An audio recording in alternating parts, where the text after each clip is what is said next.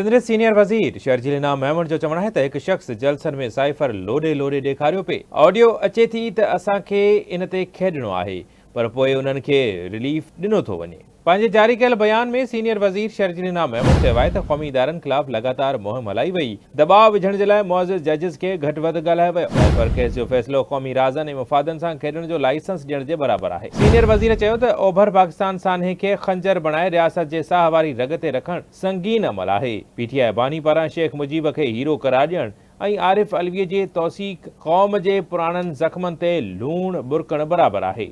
शर्जील इनाम महमूद जो चवणो त पीटीआई तरफ़ां डफेड़ विरासत ऐं इदारनि सां नफ़रत जो ख़तरनाक मौक़िफ़ नौजवाननि जे ज़हननि में विधो पियो वञे।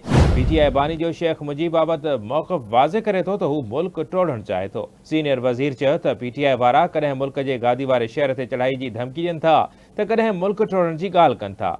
इक़्तिदार न मिलण ते शेख मुजीब खे हीरो करार ॾियणु पाकिस्तान जे तारीख़ी क़ौमी मौक़िफ़ खां इनकार करणु आहे। सीनियर वज़ीर शर्जील इनाम महमूद चयो आहे त इक़्तिदार हासिल करण जे लाइ पीटीआई पहिरें ॾींहं खां मुल्की इदारनि ऐं क़ौमी मौक़िफ़ तोड़े मुफ़ादनि खे दाव ते लॻाईंदी आई आहे। क़ौमी इदारनि ख़िलाफ़ लगातार डिजिटल दहशतगर्दी जो मुज़ाहिरो कयो पियो वञे, बेबुनियाद इल्ज़ाम लॻाया पिया वञनि।